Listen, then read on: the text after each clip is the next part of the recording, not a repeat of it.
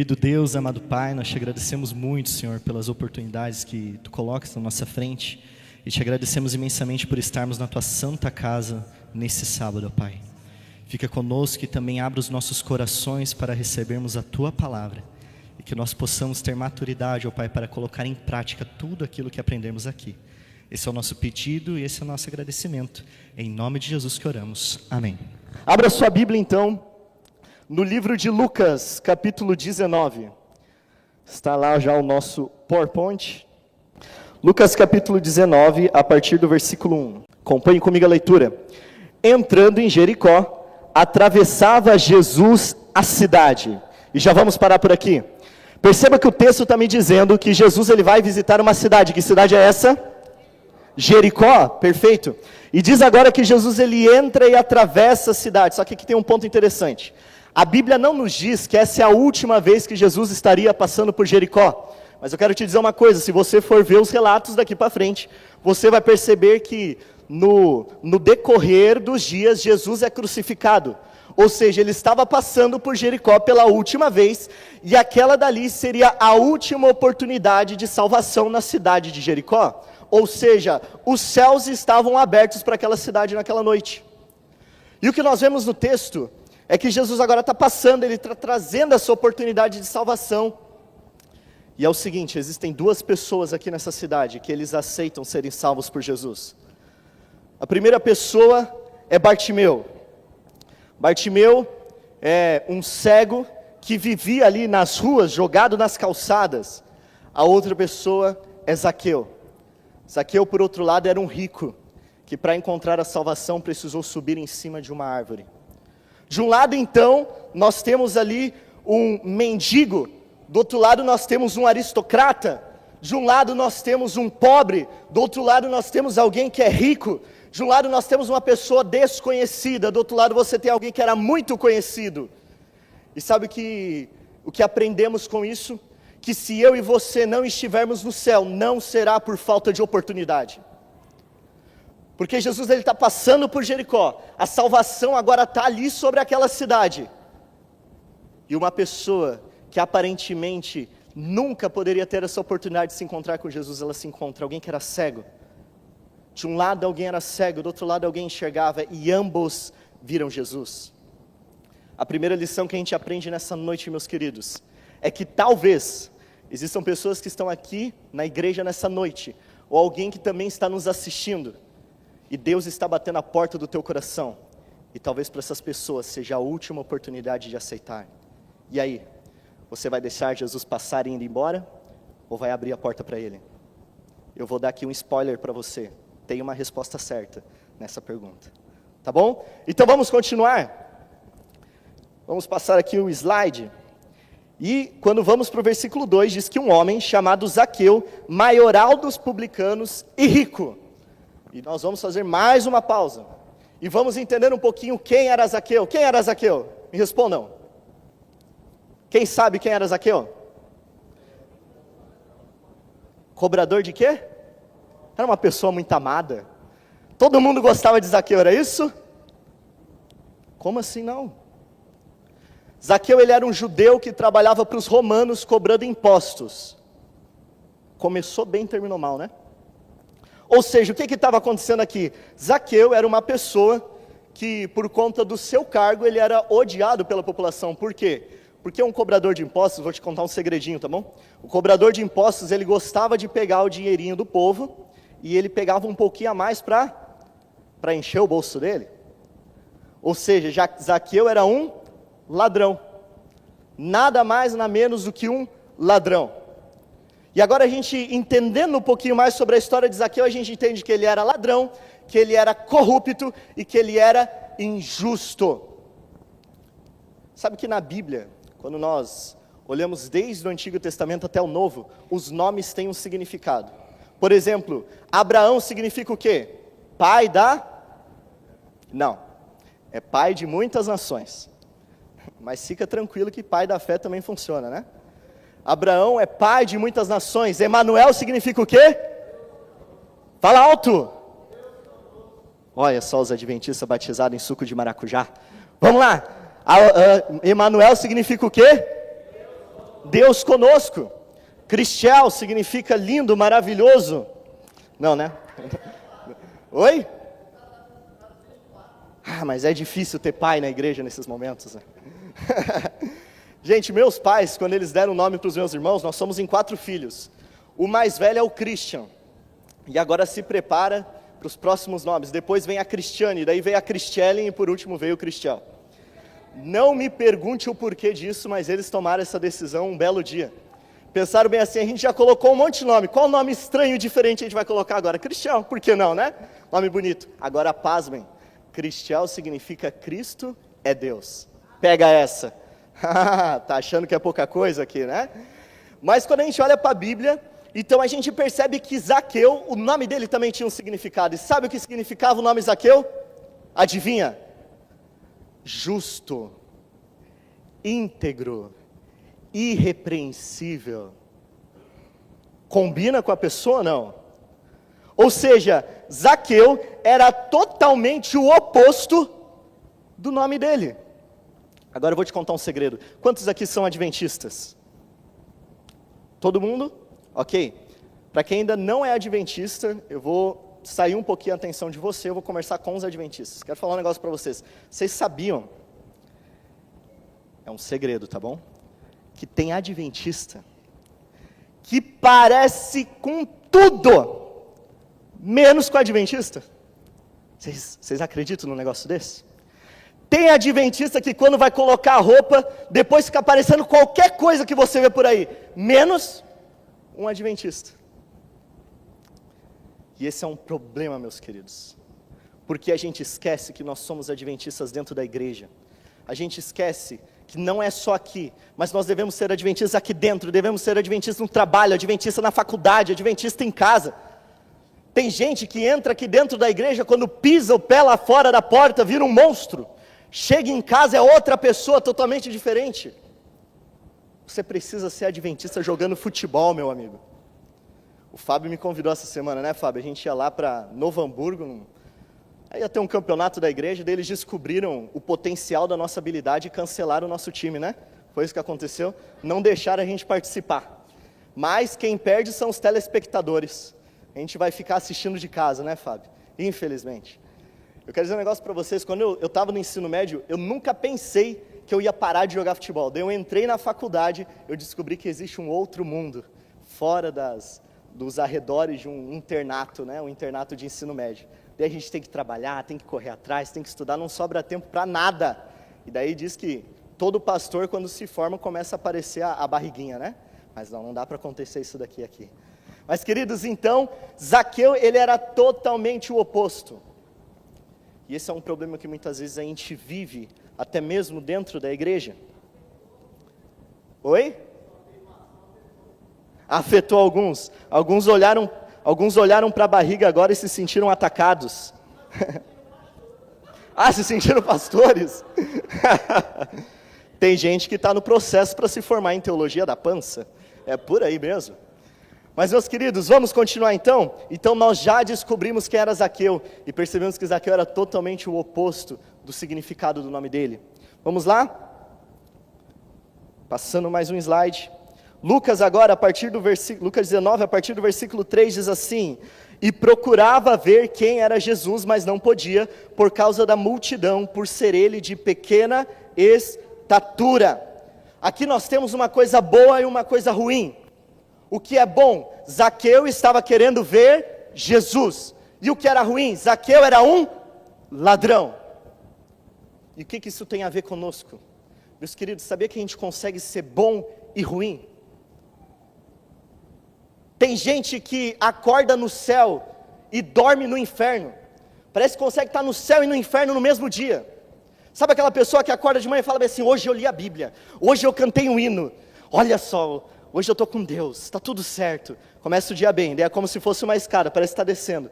Daí chega meio-dia, ai que vida chata, não consigo fazer mais nada. Chega de noite assim, vou dizer um negócio para vocês. Eu conheci uma vez uma pessoa que de manhã estava aqui cantando. E cantava e tudo mais, e tocava na igreja. Chegava sábado de tarde, estava fazendo projeto missionário. Sábado à noite estava na balada. Os queridos, Qual tem sido a nossa identidade como cristãos? Sabe qual é o grande problema de tudo isso? Nós começamos a brincar com a nossa salvação. É como se fosse uma bola de futebol, a gente pega a nossa salvação e fica jogando para um lado e para o outro. E daí a cabeça fica daquele jeito, não, mas quando a água se transformar em sangue, não, mas quando começar a acontecer as pragas, quando começar a aparecer, daí eu volto. Daí está tudo bonitinho, porque eu sei o que vai acontecer antes de Jesus voltar, daí eu me arrependo. Aquela era a última oportunidade de Jericó se salvar, dos moradores se salvarem. Jesus passou e nunca mais voltou ali.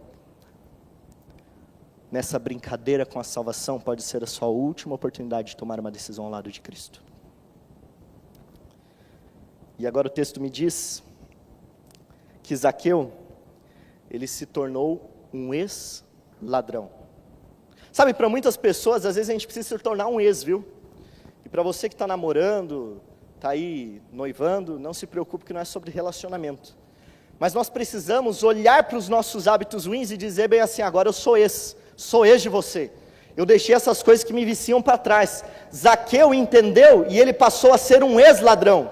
Olha para a sua vida agora e pense, o que na sua vida precisa se tornar um ex para você? E você vai sair aqui dessa noite como um ex de muitos hábitos ruins. A gente precisa olhar para Deus e falar bem assim, Senhor, por favor, existem alguns hábitos que estão enraizados na minha vida, mas eu não quero mais conviver com eles, deixa eles para trás, arranca de dentro de mim. E muitas vezes a gente olha para os vícios e acha que eles são insuperáveis, não tem mais nada para fazer, não tem mais solução para mim. Eu quero te contar um segredo. Existe um Deus que está ali do teu lado, pronto, esperando você olhar para Ele e pedir ajuda.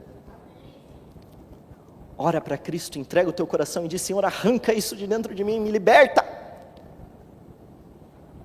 Talvez você não seja um ladrão, mas talvez os seus hábitos ruins, o seu vício seja outro.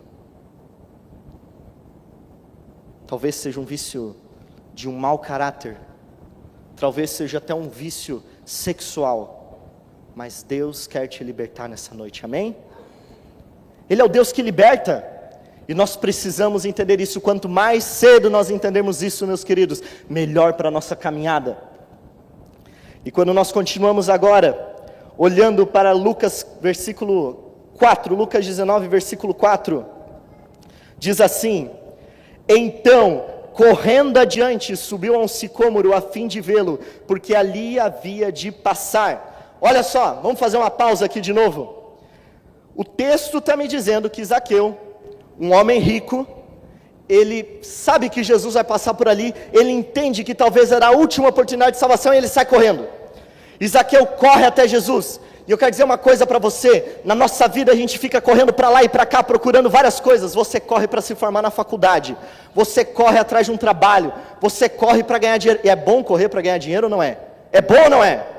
É ótimo! Não, é bom sim, só que tem um problema aí. Sabe qual é o grande problema? A gente fica correndo para ganhar dinheiro, para várias outras coisas, e quando é a hora de ver Jesus, a gente para de correr e começa a andar. E daí anda igual caranguejo, anda para trás. Esse é o verdadeiro problema da nossa geração. A gente quer correr para conquistar 1001 coisas, mas na hora de ter uma comunhão e um relacionamento com Cristo, parece que a gente para, olha para frente e fala, não, mas poxa vida, a minha semana já foi muito difícil, né? Não, hoje eu preciso dormir um pouquinho mais tarde. Ai, o culto começa às 9 horas da manhã, mas pelo amor, eu tenho que descansar. Poxa vida, semana de oração de noite, daí é para lascar mesmo, né? Não dá. A gente precisa parar. Nós estamos nos acomodando espiritualmente, quando na verdade o Evangelho ele nos cutuca cada vez mais para nos tirar da nossa zona de conforto. Zaqueu ele corre até Jesus, ele compreende isso, mas o que nós como cristãos estamos fazendo? Às vezes eu olho para a minha vida, eu nasci em um lar adventista, em um berço adventista, e eu fico pensando que muitas coisas que eu aprendi que foram através dos meus pais, eu na verdade estava vivendo, era a espiritualidade deles. Eu precisava passar pelo meu processo de conversão. E talvez você que ainda é jovem, Você está vivendo essa espiritualidade dos seus pais, está vivendo a espiritualidade dos seus irmãos, está vivendo a espiritualidade dos seus amigos. Mas você precisa passar por um processo de conversão diretamente com Deus. O grande problema é que a gente olha para a leitura da Bíblia e pensa que ler a Bíblia é como uma consulta médica. Eu vou lá quando eu achar que eu preciso. Quando eu estiver dando uma dorzinha aqui atrás, daí eu vou abrir a Bíblia e eu vou fazer uma leitura que vai me acalmar. Eu vou fazer uma leitura que vai fazer com que os meus problemas passem. Eu trabalhei um tempo lá no IAP como monitor do ensino médio, dos alunos do ensino médio. E assim, eu ficava sentado, é como se aqui fosse o corredor, tinha um sofá atrás assim, de um lado, encostado numa parede, e os quartos, eles estavam todos naquele corredor. Então, eu ficava bem no meio do corredor, sentado, e a gurizada ficava passando, entrando nos quartos, indo e vindo. E de vez em quando alguém parava e vinha conversar comigo. E a conversa era sempre assim: Crichel, tá tão difícil. Eu até quero ler a Bíblia, mas eu não consigo, sabe? Eu não tenho vontade de ler a Bíblia. E de eu olhar para ele e falar bem assim: peraí que tem um segredo para você. Anota o segredo agora. Você vai orar e você vai ler a Bíblia. Mas eu não tenho vontade. E daí? Pega a Bíblia e lê. Imagina se a gente lesse a Bíblia só quando tem vontade. Pensa só. A Bíblia praticamente nunca seria aberta, seria igual a eleição a cada 4 anos. Mas a gente tem que ler a Bíblia todos os dias, todos os momentos. Eu quero dizer um negócio para você: homens e mulheres de Deus, anota isso, homens e mulheres de Deus não se fazem com vontades, homens e mulheres de Deus se fazem com a Bíblia aberta e o joelho no chão. E na nossa cabeça a gente ainda fica naquilo: mas eu não tenho vontade, ai não dá, ai só tem nome nisso daqui. E Arão era filho de Jotão, que era filho de não sei o que, Esrom. Enjoativo. Pega a tua Bíblia e leia. Por quê? Porque muitas vezes Deus está querendo te dar uma resposta, Ele está querendo falar com você, mas por conta das tuas vontades, os seus ouvidos estão fechados para ouvir a voz de Deus. Meus queridos, você acha que Deus conversa com você através de onde? Através do quê? A Bíblia é a palavra de Deus. E é através dela que Ele vai se comunicar conosco. E quando a gente continua, diz agora que Zaqueu ele corre atrás de Jesus. E acompanha a leitura comigo. Agora não vai ficar no slide, você vai pegar a sua Bíblia. Lucas capítulo 19, versículo 4, como nós lemos: então correndo adiante, subiu a um sicômoro a fim de vê-lo, porque por ali havia de passar. Quando Jesus chegou àquele lugar, olhando para cima, disse-lhe Zaqueu: desce depressa, pois me convém ficar hoje em tua casa. Ele desceu a toda pressa e o recebeu com alegria. Todos os que viram isso murmuravam, dizendo que ele se hospedara com um homem pecador. Entre mentes, Zaqueu se levantou e disse ao Senhor: Senhor, resolvo dar aos pobres a metade dos meus bens, e se em alguma coisa tenho defraudado alguém, restituo 4 vezes mais. Então Jesus lhe disse: hoje houve salvação nessa casa. Amém? Queridos, é interessante dizer então que Zaqueu ele corre até Jesus. E ele sobe em uma árvore. Que árvore era essa? Era um sicômoro. Um sicômoro era uma árvore muito comum. Era praticamente insignificante. Mas aquela árvore, tão comum, tão insignificante, ela estava ali com um propósito. Por quê? Porque talvez anos antes, Deus, Ele enviou alguém que iria plantar aquele sicômoro naquele lugar. E com o passar dos anos, aquela árvore ia crescer, até que chegou o dia em que, para que Zaqueu se salvasse, ele precisava que aquele sicômoro estivesse exatamente naquele lugar, e que Jesus passasse exatamente ali por baixo, e ele subisse exatamente naqueles galhos. Eu quero dizer um negócio para você nessa noite: Deus é especialista em encontrar soluções antes mesmo de chegar os problemas. Deus é especialista de encontrar soluções antes mesmo dos problemas. Então, eu quero dizer um negócio para você nessa noite: Deus já encontrou a solução do seu problema. Paciência. Eu quero contar uma história para você. Eu acho essa história eu li uma vez uma meditação, mas a história diz que um menininho, podemos dizer que ele tinha muita criatividade, era uma mente fértil, sabe criança, mente fértil?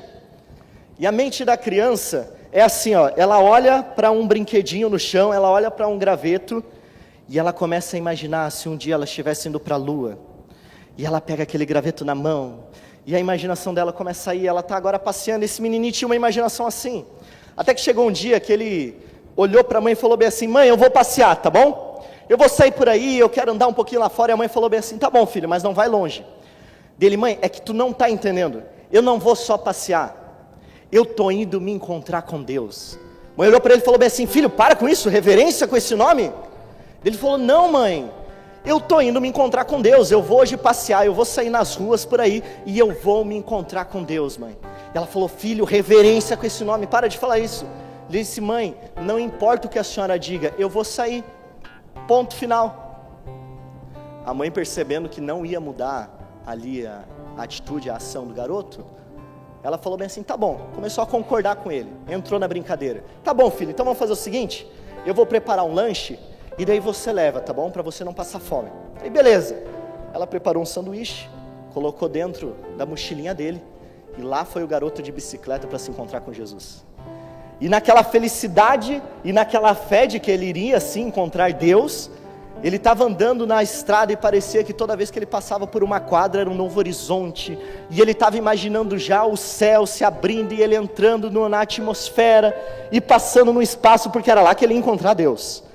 Até que ele chegou numa praça, ele deixou a bicicleta de lado, pegou a mochilinha e ele estava confiante, é nessa praça que eu vou encontrar Deus, é aqui, tá tudo certo. Até que ele olhou assim num banco, era um banco que estava longe dos outros bancos. E naquele banco ele viu um velhinho, cabelo grisalho, um chapeuzinho, uma barba branca bem cheinha. A alegria do garoto, é Deus? Eu encontrei Deus? Eu vou lá conversar com ele. O garoto foi correndo assim e ficou com vergonha quando chegou perto. E ele foi chegando meio de cantinho, largou a mochilinha do lado e sentou no banco. Olhou para o lado, virou a cabeça bem rapidinho, ele estava com vergonha dele, olhou de novo e falou bem assim, é o senhor mesmo? O velhinho sem entender nada olhou para o garoto e falou bem assim, sim, sou eu? O garotinho não podia conter a emoção, ele mal conseguia falar. Ele disse bem assim, eu não acredito que eu encontrei o senhor. E o velhinho não estava entendendo nada, olhou para o garotinho e falou, pois é, eu estava aqui sentado no banco, já faz um tempinho. E dele, sabe, o senhor é muito mais bonito do que eu pensava. Eu fiquei imaginando por muito tempo como seria esse encontro. Eu quero dizer que eu gosto muito do senhor, sabia? E a minha mãe fala muito do senhor lá em casa. O velhinho começou a ficar interessado, ele já estava todo confuso. Ele disse assim, ela fala muito de mim? Ele falou, sim, o tempo todo ela fala do senhor. E ele disse bem assim, ela fala coisas boas de mim? O menininho olhou para Deus, e falou para ele bem assim, sim, ela diz que o senhor é muito bom, que o senhor já fez coisas maravilhosas, e vai fazer muitas outras coisas ainda. O velhinho, espantado, olhou para o garotinho, e ele novamente olhou para Deus e disse assim, olha, eu gosto muito do senhor, aliás, eu acho que não tem ninguém no mundo que não gosta do senhor. O velhinho contente, agradeceu. Nesse momento o garotinho lembrou do lanche que a mãe tinha feito, pegou na lancheira dele, abriu e falou bem assim, o senhor quer um pedaço de lanche? Deus aceitou, ele repartiu o lanchinho no meio, entregou outro pedacinho para aquele senhor. O senhorzinho estava comendo, percebeu que o lanche era delicioso, olhou para o rapazinho e falou bem assim, ei, foi a sua mãe que fez esse lanche? E ele disse, sim, foi a minha mãe. Ele falou, olha, sua mãe é uma mulher muito talentosa, eu tenho certeza que você puxou esse talento dela, e eu quero dizer um negócio para você, você é um menininho incrível, você será um grande homem um dia. O garotinho não podia esconder o sorriso dele, Deus estava dizendo para ele que ele seria um grande homem. Ele então olhou para Deus, olhou para o reloginho dele, aquele reloginho do Superman, no braço, no pulso, ele olha para o reloginho e falou bem assim, opa, peraí que eu tenho que voltar para casa, a minha mãe vai sentir a minha falta, eu vou juntar minhas coisas aqui. o senhorzinho deu tchau para ele e ele saiu bem assim: olha, eu estou muito feliz de ter conhecido o senhor, eu vou contar para todo mundo que eu vi o senhor aqui nessa tarde. O velhinho, sem entender nada ainda, agradeceu, deu tchau para ele, ele olhou e falou bem assim: tá, tchau, e fica com o senhor mesmo, viu, que eu estou indo para casa agora. O garotinho chegou em casa faceiro. Quando ele abre a porta deslumbrante, ele olha a mãe lá dentro, ele sai correndo: mãe, eu me encontrei com Deus, mãe. Ela falou bem assim: filho, reverência com esse nome. Não, mãe, a senhora não está entendendo. Eu fui até a praça, eu encontrei Deus, Deus comeu comigo, mamãe.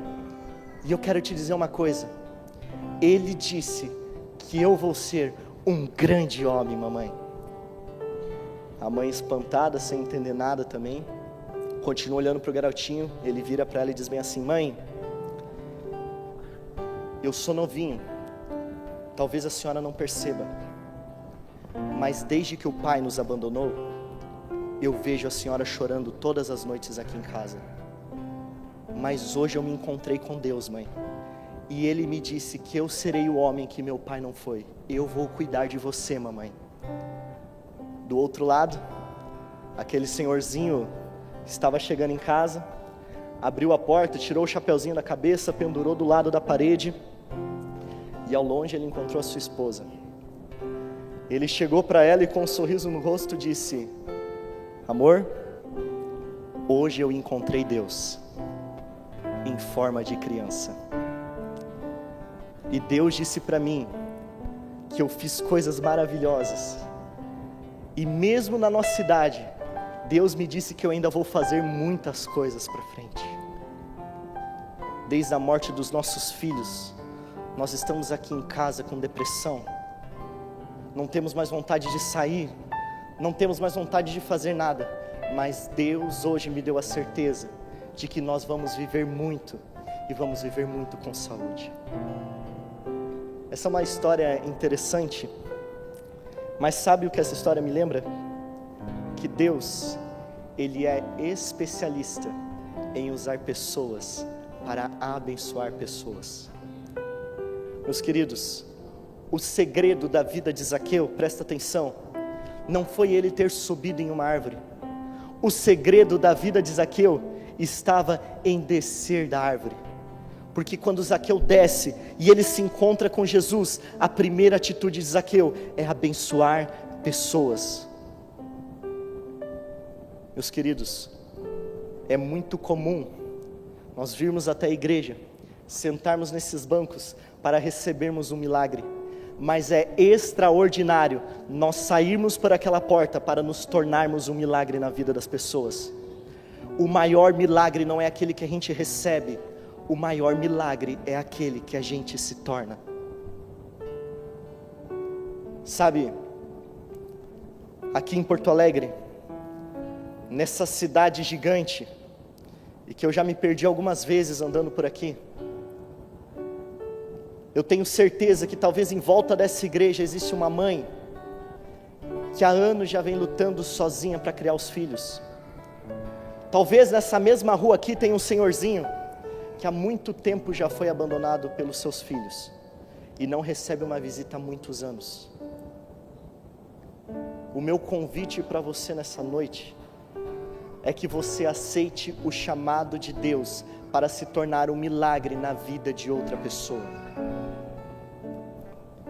É muito fácil eu vir aqui me alimentar e guardar isso só para mim, mas o convite de Deus é que nós saímos por aquela porta e não sejamos só adventistas aqui, não sejamos só cristãos aqui dentro, que ao sairmos pelaquela porta nós possamos iluminar um mundo que está em trevas.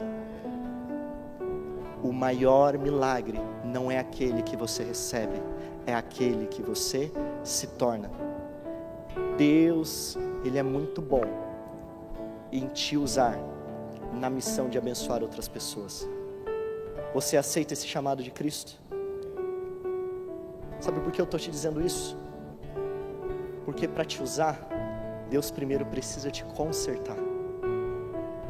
E quando eu aceito ser usado por Ele, quando eu aceito ser um milagre para outras pessoas, Deus, Ele cura as minhas feridas. E eu tenho certeza que talvez eu estou falando para alguém aqui nessa noite que está com o coração todo rasgado.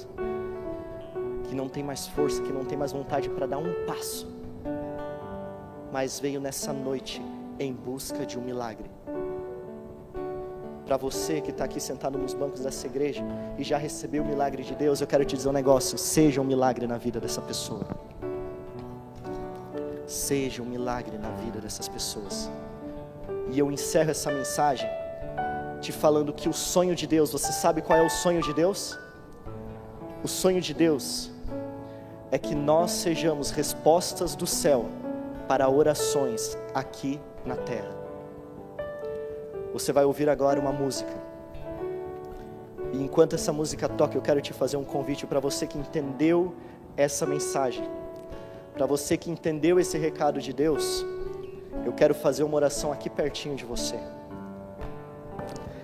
Querido Deus, amado Pai, eu te agradeço muito, Senhor, porque nessa noite o Senhor nos mostrou que é muito bom nós irmos até a igreja, ó Pai, buscando um milagre na nossa vida, mas melhor ainda, Senhor, é quando o Senhor nos usa para sermos uma resposta à oração de corações que estão sofrendo, ó Pai. Por favor, Senhor, nos use como um ponto final para o sofrimento de alguém, nos use como um ponto final para a solidão de alguém, Senhor, e que nós possamos entender o verdadeiro evangelho, que nós saímos dessa comodidade e pregarmos o Teu amor, Senhor, e pregarmos esse Jesus que está voltando para as pessoas que estão ao nosso redor. Mas primeiro, essa pregação precisa ser no meu coração. Fica conosco nessa noite, fica conosco, ó Pai, no encerramento dessa semana de oração. Em nome de Jesus que a gente ora, amém.